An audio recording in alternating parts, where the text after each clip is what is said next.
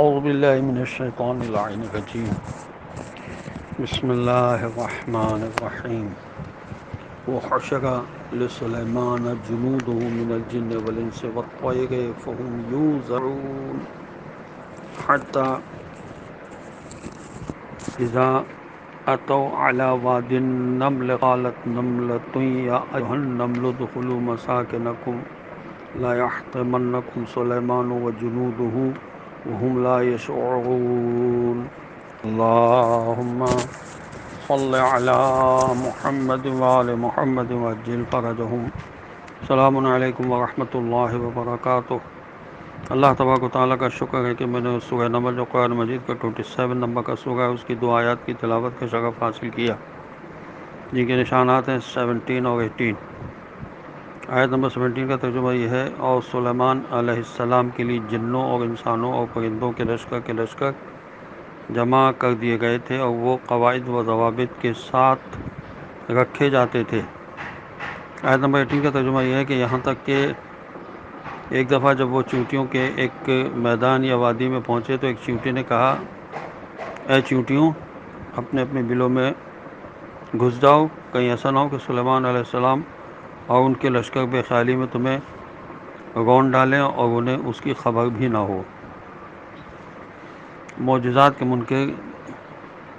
نیاز فتح پوری صاحب نے لکھا کہ وادی نمل سے مراد ایسا مقام ہے جہاں بنی نمل کے مکانات تھے اور نملہ اس قبیلے کی عورت تھی،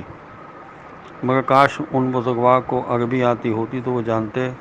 کہ ہاشمی قبیلے کی عورت کو ہاشمیہ اور بنی اسد کی عورت کو اسدیہ کہتے ہیں، ہاشمہ یا اسدہ نہیں کہتے۔ اگر یہاں بنی نمل کے قبیلے کی عورت مراد ہوتی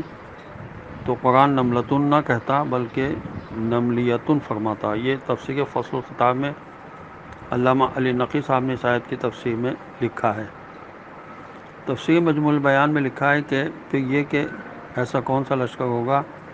جو کسی قبیلے کے لوگوں کو رونتا ہوا ان کے اوپر سے گزر جائے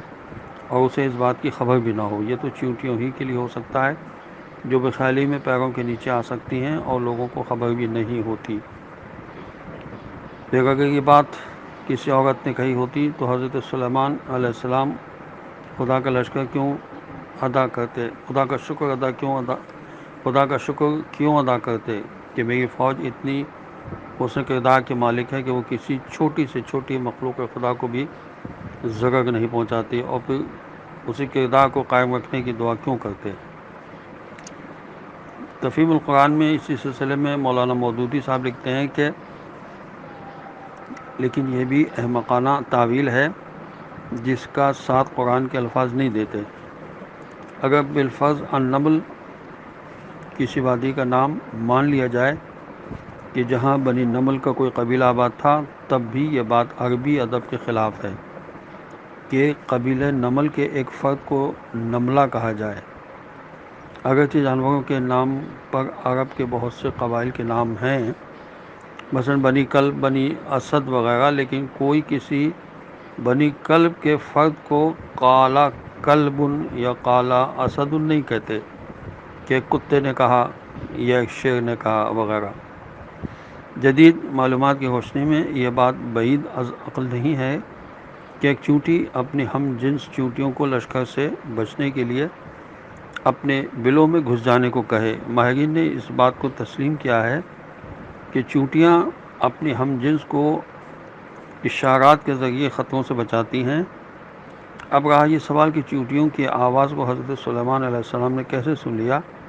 تو جو شخص وحی جیسی لطیف ترین آواز کو سن سکتا ہے وہ چیونٹی کی آواز کو کیوں نہیں سن سکتا جو وحی کے مقابلے میں کثیف کروڈ ہوتی ہے۔ والسلام علیکم ورحمۃ اللہ وبرکاتہ۔